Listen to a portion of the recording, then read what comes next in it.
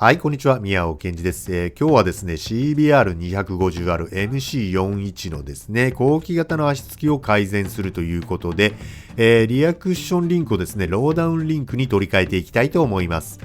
今までずっとですね、これで乗ってきましたし、これより足つきの悪いバイクにもですね、いろいろと乗ってきましたが、いいに越したことはないですし、足つきがいいとですね、ストップ&ゴーが多い街中での運転が楽になるので、今回ローダウンリンクを導入してみることにしました。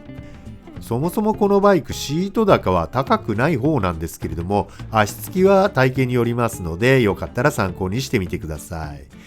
で、今回使用したのはこちら FX のですね、ローダウンキット。キットと言ってますが、内容としては 20mm ダウンになるローダウンリンクが入ってるだけですね。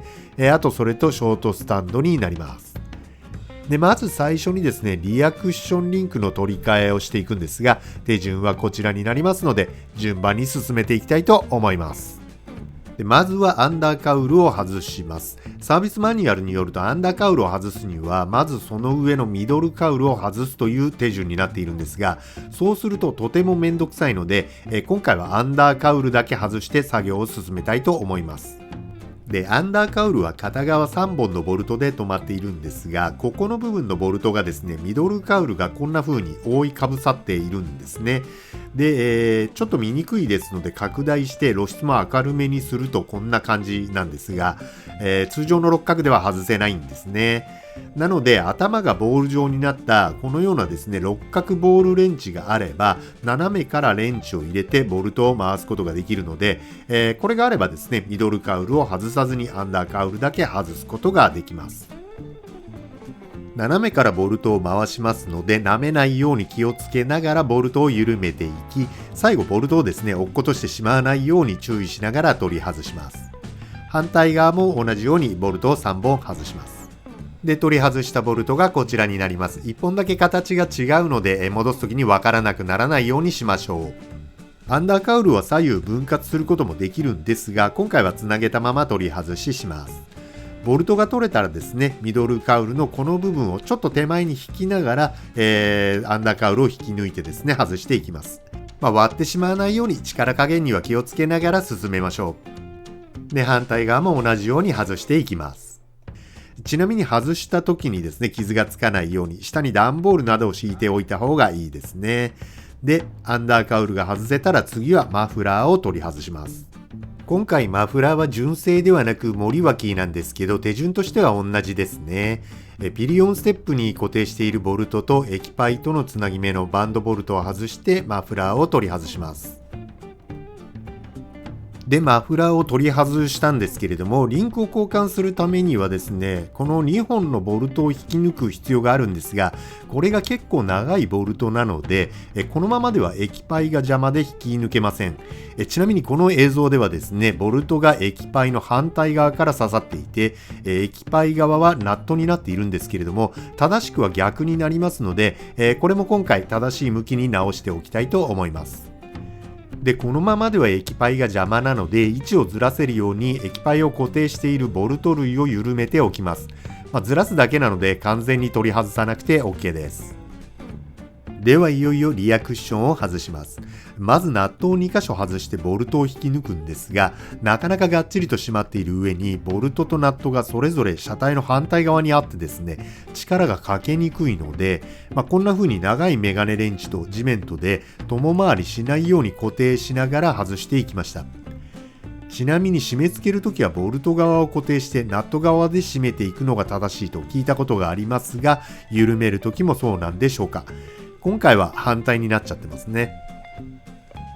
で、ナットを外したらボルトを引き抜くんですが、そのままだと硬くて引き抜けないので、ジャッキで車体を少し持ち上げて負荷のかからない位置まで持っていくとすんなり抜けるようになります。今回はフロントスタンドとリアスタンドを使いつつ、いわゆるモーターサイクルジャッキで高さを調整しています。ジャッキの方向はね、先ほどの向きだと不安定だったので、ちょっと向きを変えました。サイドスタンドと車のジャッキで交換している動画も見かけますが、バランス崩して倒してしまわないように十分注意してください。リンクを外した状態でですね、バイクを倒すと、バイクはすごい車庫端状態になっているので、サイドスタンドでの自立は難しいと思いますし、一人では復旧困難になってしまう可能性が高いですので、くれぐれもご注意くださいね。ノーマルのリンクが取れたらローダウンリンクと交換していきます。リンクの中にあるカラーは再利用しますので、ノーマルから取り外してローダウンリンクに移し替えます。この時せっかくなので綺麗にしてグリスアップもしておきます。ノーマルとローダウンリンクはこんな感じで1センチもないぐらいかな。ローダウンリンクの方が長くなってますね。で、取り付けていくんですが、ノーマルのリンクを外した時より少し車高を下げないとですね、ボルトの位置が合わないので、ジャッキで高さを調整していきます。ちなみにですね、リンクナットの締め付けトルクは75ニュートンメートルです。結構力をかける必要があるので、緩める時と同様にですね、長いメガネレンチと地面とでボルトを固定してナットを締め付けます。はい、ここまで来ればですね、あとはサイドスタンドをショートタイプに取り替えれば完成なので、あと少しですね。スタンドの交換手順はこんな感じです。まずはサイドスタンドのスイッチを取り外します。ここのボルト1本外すだけなのでね、非常に簡単です。ちなみにですね、取り付ける時の締め付けトルクは10ニュートンメートルとなってます。次にスプリングを取り外すんですが、ここはなかなか硬くて苦労しました。一応ですね、スプリングフックを使って外しましたけどもね、後から出てきますが、実はここはね、外すよりもつける時の方が苦労しましたね。続いて、ピボットボルトを取り外すとサイドスタンドが取り外せます。サイドスタンドと車用のジャッキでリンク交換していた方は、ジャッキの位置をよく考えないとですね、バイクが倒れてしまいますので、くれぐれもご注意ください。というかですね、サイドスタンドのスプリングを取り付けるときなんかにはですね、結構力をかけたりするので、ベテランの方は別としてね、できれば車用のジャッキではなくて、車体を安定して固定できる各種メンテスタンドなどを、使った方がいいと思います。車体が揺れるとですね、結構怖いですからね。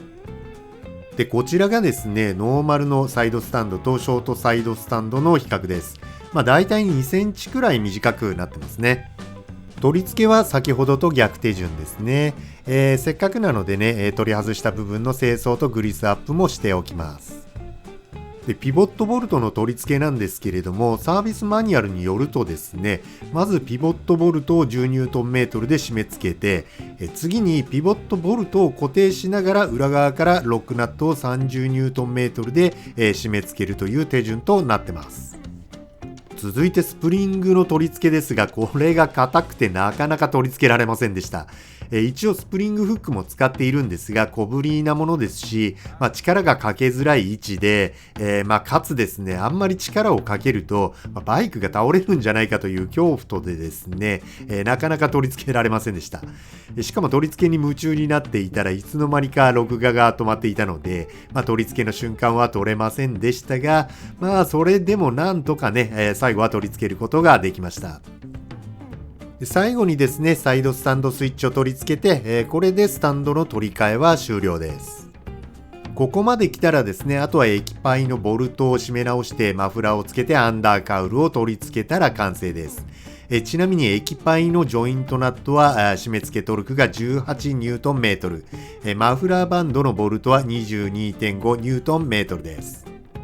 ということで、やっと完成しましたので、まずはまたがってみたいと思います。またがった感じはですね、やっぱりちょっと楽になったかなという気はしますが、こうやって見ていてもですね、ちょっと視覚的に分かりづらいので、比較の絵を作ってみましたのでご覧ください。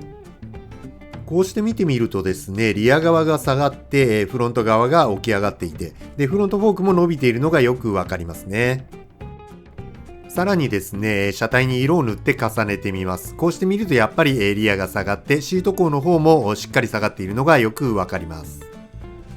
車体のですね、前後のバランスはノーマルと変わってしまっていますので、運転してみて違和感を感じるようであれば、フォークの突き出し調整などですね、フロント側の調整も必要かもしれません。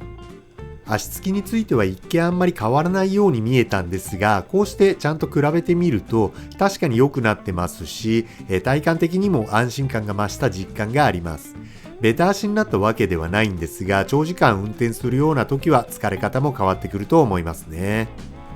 足つきについては慣れれば問題ないとか、そのうち慣れるとかってよく聞きますが、確かに慣れてくる部分もあるかもしれませんが、やっぱりしっかり足がついた方が安心感は高いですし、街中でストップ&ゴーが多いような場所だと疲れ方にも差が出てきますので、一度調整してみるのもいいかもしれません。